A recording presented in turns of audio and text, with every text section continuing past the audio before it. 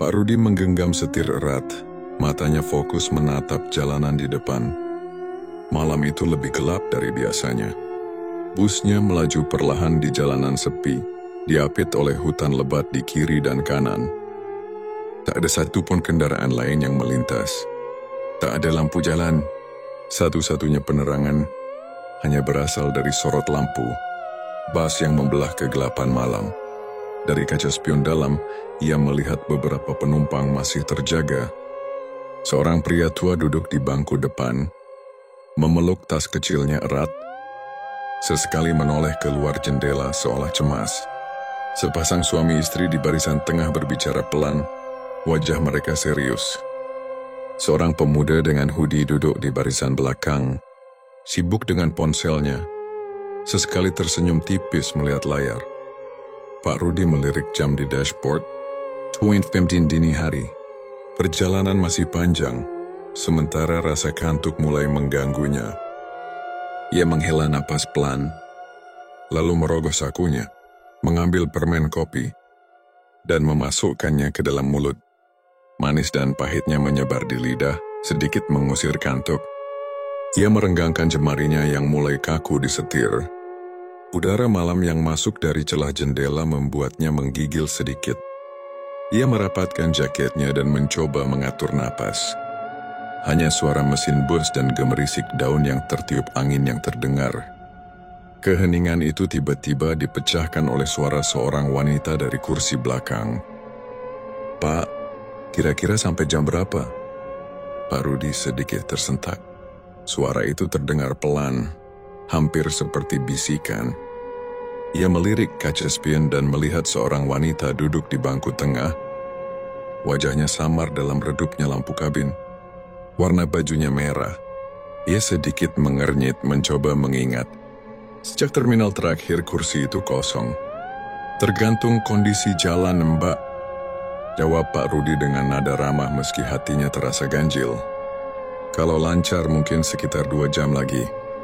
Wanita itu tidak menjawab, hanya menunduk pelan. Rambut panjangnya menjuntai menutupi sebagian wajahnya. Pak Rudi mengerutkan dahi.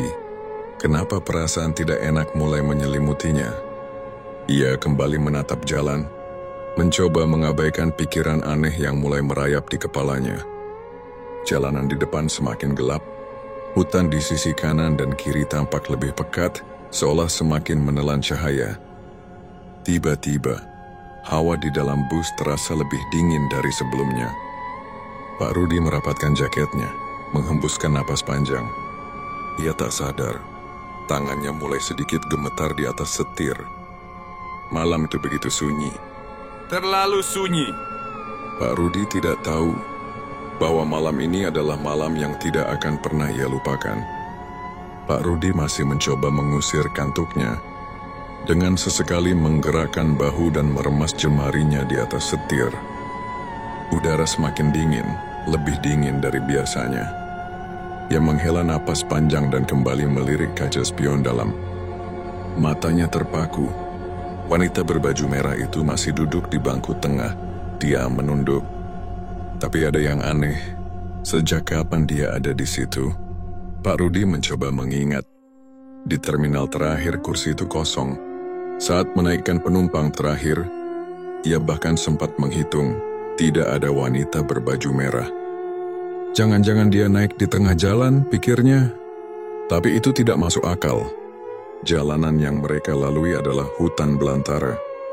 Tidak ada rumah, tidak ada perkampungan. Tidak ada tempat di mana seseorang bisa naik begitu saja. Ia melirik spion sekali lagi. Wanita itu masih di sana. Duduk diam, kepalanya sedikit tertunduk. Rambut panjangnya menjuntai menutupi sebagian wajahnya. Pak Rudi menelan ludah. Haruskah ia bertanya kepada para penumpang lain? Tapi perasaan ragu menguasainya.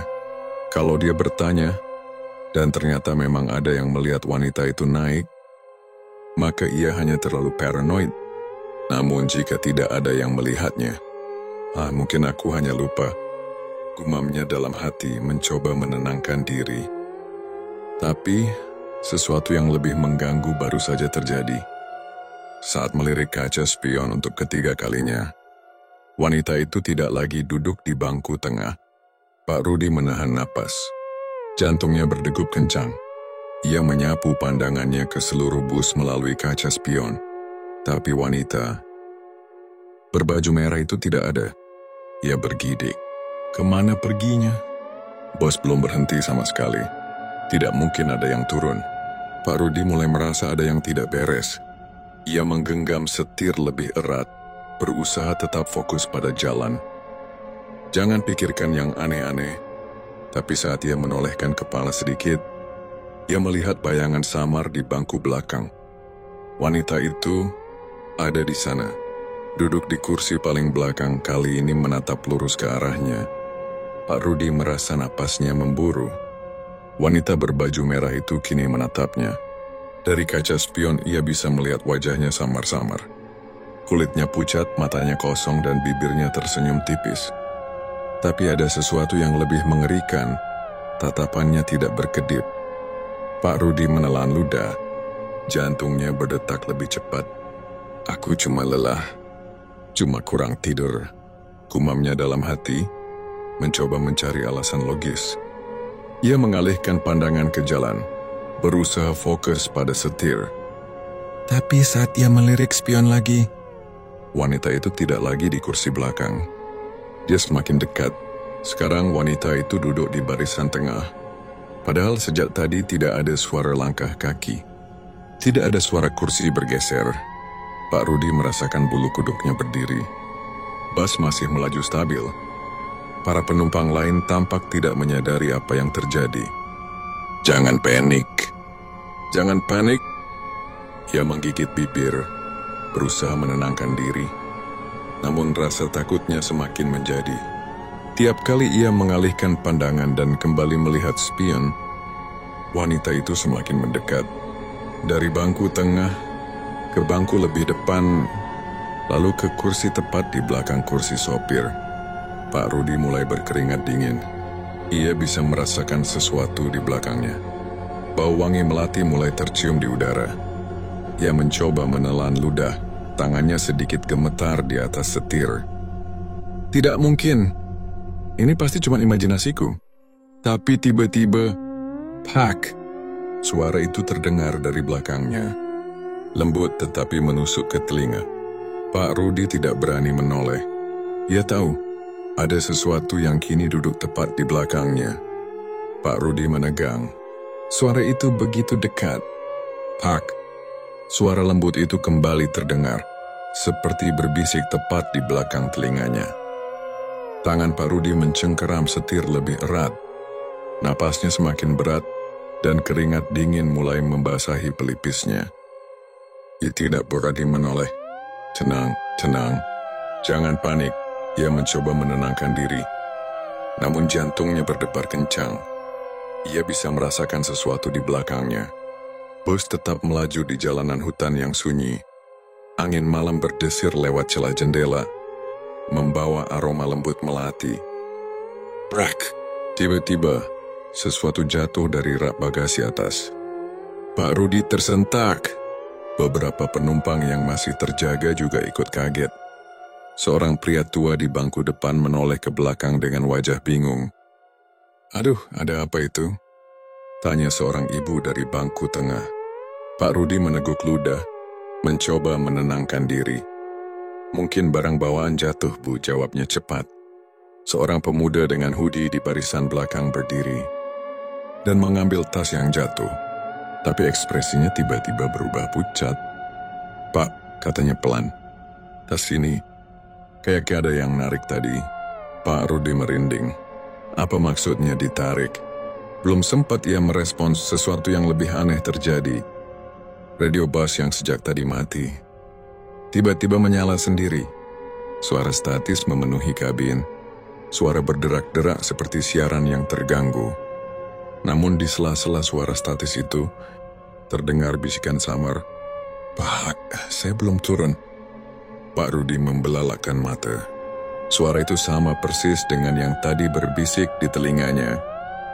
Ia buru-buru mematikan radio, tapi radio itu menyala kembali dengan suara yang semakin keras. Pak, saya belum turun. Pak Rudi tidak tahan lagi. Ia menoleh ke kaca spion. Dan saat itu juga, darahnya seolah berhenti mengalir. Wanita berbaju merah itu sudah duduk di sampingnya. Tersenyum, pucat tanpa berkedip. Pak Rudi membeku. Wanita berbaju merah itu kini ada di sampingnya. Wajahnya pucat, matanya kosong, bibirnya melengkung membentuk senyuman tipis. Senyum yang tidak seharusnya ada di wajah manusia. Brak! Pak Rudi tersentak. Setir hampir lepas dari genggaman saat ban bus menghantam lubang di jalan. Beberapa penumpang yang masih terjaga ikut terlonjak. Pak, hati-hati. Seorang pria tua di barisan depan berseru. Pak Rudi buru-buru menstabilkan kemudi, berusaha berpikir jernih. Tidak, ini pasti cuma halusinasi. Ia mencoba melihat ke samping dengan ekor matanya. Tapi bangku sebelahnya kosong. Tidakkah ada siapa-siapa? Apakah tadi hanya bayangan? Namun ketegangan belum selesai. Tiba-tiba, Pak! Sebuah suara berbisik tepat di telinganya. Pak Rudi merasakan tengkuknya menegang. Suaranya begitu dekat, begitu jelas. Saya belum turun. Dengan napas tercekat, Pak Rudi menoleh ke kaca spion. Tidak ada siapa-siapa. Tapi anehnya, kaca spion terlihat berembun. Seolah ada seseorang yang baru saja bernapas di dekatnya. Jantung Pak Rudi semakin berdegup kencang. Ia menelan ludah dan menghapus embun di kaca dengan punggung tangannya. Dan saat itu juga tiba-tiba muncul tulisan di kaca spion. "Tolong aku!" Pak Rudi hampir berteriak. Tangannya gemetar, keringat dingin mengalir deras di pelipisnya. Ia buru-buru mengusap tulisan itu, seolah ingin menghapus keberadaan sesuatu yang tidak terlihat. Tapi sebelum ia bisa bernapas lega, suara statis dari radio kembali terdengar, dan di sela-sela suara itu, terdengar suara tawa pelan. Tawa seorang wanita. Pak Rudi menegang. Suara tawa itu semakin jelas. Bukan dari radio, tapi dari sampingnya. Ia menggigit bibir, jari-jarinya mencengkeram setir hingga memutih. Ia tidak berani menoleh. Ini tidak nyata. Ini cuma halusinasi. Gumamnya dalam hati, berusaha menenangkan diri. Tapi tiba-tiba, Pak! Suara itu terdengar tepat di sebelahnya. Perlahan dengan sangat berat Pak Rudi memberanikan diri menoleh. Dan saat itu juga napasnya tercekat. Wanita berbaju merah itu kini duduk di kursi sampingnya. Senyumnya semakin lebar, teramat lebar. Mata kosongnya menatap lurus ke arahnya. Wajahnya kini terlihat lebih jelas di bawah cahaya. Redap lampu dashboard, kulitnya pucat kebiruan. Bibirnya seperti mengering dan rambutnya basah, seperti habis terendam air. Pak Rudi ingin berteriak, ingin menghentikan bus dan berlari. Tapi tubuhnya terasa terkunci di tempat. Wanita itu bergerak. Pelan-pelan, ia miringkan kepalanya ke arah Pak Rudi, seperti sedang mengamati wajahnya. Dan dengan suara yang hampir seperti bisikan, ia berkata, "Saya belum turun, Pak." Saat itu juga bau bus berubah. Bau melati yang semula samar, kini berubah menjadi bau busuk yang menusuk hidung. Pak Rudi terbatuk, hampir muntah. Tangannya gemetar di atas setir. Namun yang membuatnya semakin takut adalah, dari kaca jendela, ia melihat pantulan wanita itu, tapi tanpa kepala. Astagfirullah. Pak Rudi menjerit panik dan refleks menarik setir ke kanan. "Bos oleng!" Beberapa penumpang terbangun dan berteriak ketakutan. Pak, hati-hati! Seorang pria tua di kursi depan berseru. "Ya Allah, kita mau kecelakaan?" Seorang ibu menjerit sambil memeluk anaknya. Pak Rudi mati-matian mencoba mengendalikan bus. Keringat dingin mengucur deras di pelipisnya. Matanya masih melirik ke kaca jendela. Pantulan wanita itu masih ada. Tapi anehnya, di kursi sampingnya tidak ada siapa-siapa. Bagaimana mungkin ada pantulan kalau tidak ada sosoknya? Brak! Bus kembali menghantam lubang di jalan. Ban berdecit keras. Pak Rudi merasakan tubuhnya gemetar. tapi ia memaksakan diri untuk fokus. Ia menekan rem perlahan, mengendalikan setir sebaik mungkin. Beberapa detik kemudian, bus akhirnya stabil kembali. Para penumpang masih terdengar ribut. Beberapa saling bertanya apa yang terjadi. Seorang pemuda dengan hoodie berjalan ke depan. Pak, Bapak nggak apa-apa. Barusan kayaknya nyetirnya aneh banget. Pak Rudi menoleh, mencoba tersenyum meski wajahnya masih pucat. Maaf, tadi hampir kena lubang besar. Pemuda itu menghela napas lega. Syukurlah. Saya kira ada yang aneh. Pak Rudi tidak menjawab. Ya, memang ada yang aneh. Sangat aneh. Ia kembali melirik ke kaca spion. Dan saat itu juga, jantungnya hampir berhenti. Wanita berbaju merah itu kini duduk di bangku belakang, menatapnya, dan tersenyum. Pak Rudi berkeringat dingin. Wanita berbaju merah itu masih menatapnya dari bangku belakang.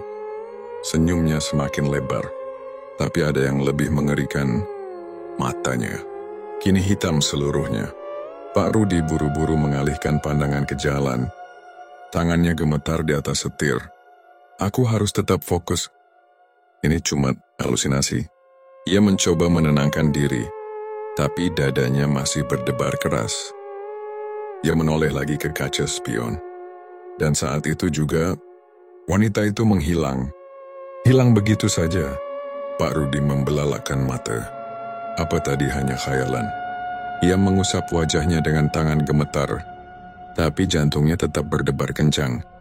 Di barisan tengah, beberapa penumpang masih berbicara pelan tentang kejadian tadi.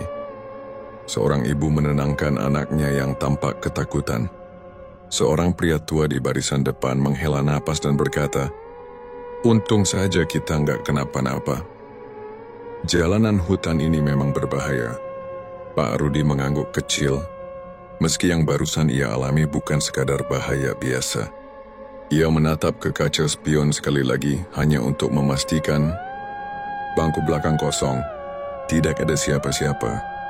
Namun tiba-tiba, plak! Sesuatu menepuk baunya dari belakang. Plak! Pak Rudi membeku. Ada yang menepuk bahunya dari belakang. Darahnya seolah berhenti mengalir. Siapa? Semua penumpang ada di kursinya masing-masing. Dengan tangan gemetar ia menoleh perlahan. Kosong. Tidak ada siapa-siapa di belakangnya. Jantung Pak Rudi berdetak semakin kencang. Jika ingin segera keluar dari bus ini, ia menekan pedal gas sedikit lebih dalam, mempercepat laju bus menembus kegelapan hutan. Jalanan mulai terasa lebih rata. Tanda kota tujuan semakin dekat. 15 menit kemudian, lampu-lampu kota mulai terlihat dari kejauhan. Pak Rudi menghela napas lega. Terminal sudah di depan mata. Sesampainya di sana, ia segera memarkir bus di tempat yang sudah ditentukan. Penumpang satu persatu turun. Sebagian masih berbincang tentang kejadian tadi. Seorang pria tua yang duduk di barisan depan menepuk bahunya. "Hati-hati ya Pak, kadang ada yang ikut menumpang." Tapi nggak pernah turun. Pak Rudi hanya bisa mengangguk kaku. Setelah semua penumpang turun, ia mematikan mesin dan menyandarkan kepalanya ke kursi. Tubuhnya terasa lemas. Tapi sebelum ia bisa benar-benar tenang, dari kaca spion, ada satu kursi yang masih diduduki seseorang. Sosok berbaju merah tersenyum. Pak Rudi terkesiap. Matanya terpaku pada kaca spion. Bangku belakang, masih ada yang duduk di sana. Sosok berbaju merah itu masih ada, tersenyum. Tidak, ini tidak mungkin. Semua penumpang sudah turun. Pak Rudi buru-buru menoleh langsung ke kursi belakang. Kosong. Tidak ada siapa-siapa. Ia mengusap wajahnya, berusaha menenangkan diri. Mungkin ini hanya efek kelelahan. Mungkin hanya pikirannya yang mempermainkannya. Namun sebelum ia sempat benar-benar merasa lega, seseorang menepuk pundaknya dari samping. "Pak Rudi, kenapa bengong?" Pak Rudi menoleh cepat. Itu adalah Yanto, seorang sopir bus lain yang baru saja tiba di terminal. "Kamu kenapa? Wajahmu pucat sekali. Tanya Yanto sambil duduk di bangku sebelahnya. Pak Rudi menelan ludah. Aku ngerasa ada yang aneh di perjalanan tadi, Yan. Yanto terdiam sejenak lalu menghela napas. Ekspresinya berubah serius. Jangan bilang, kamu tadi lewat hutan itu sendirian? Tanyanya pelan. Pak Rudi mengangguk ragu. Ya, kenapa memangnya?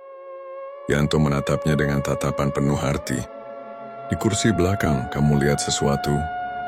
Dada Pak Rudi langsung terasa sesak. Yan, kamu tahu sesuatu? Yanto tersenyum miris. Kamu bukan sopir pertama yang lihat dia. Pak Rudi semakin merinding. Siapa dia? Yanto menatap ke arah bus Pak Rudi lalu berkata pelan. Katanya, dulu ada seorang wanita yang naik bus malam dan turun di tengah hutan. Tapi dia nggak pernah sampai rumahnya. Sampai sekarang, arwahnya masih mencari tujuan akhirnya. Pak Rudi membelalakkan mata. Jadi, selama ini, Yanto menepuk bahunya. Kalau dia muncul lagi, jangan panik. Jangan pernah menoleh langsung ke arahnya. Pak Rudi menelan ludah. Jadi, dia akan muncul lagi? Yanto berdiri dan tersenyum tipis. Semoga besok perjalananmu lebih tenang, Ruth. Pak Rudi hanya diam, menatap busnya yang kini kosong. Atau mungkin sebenarnya masih ada penumpang yang belum turun?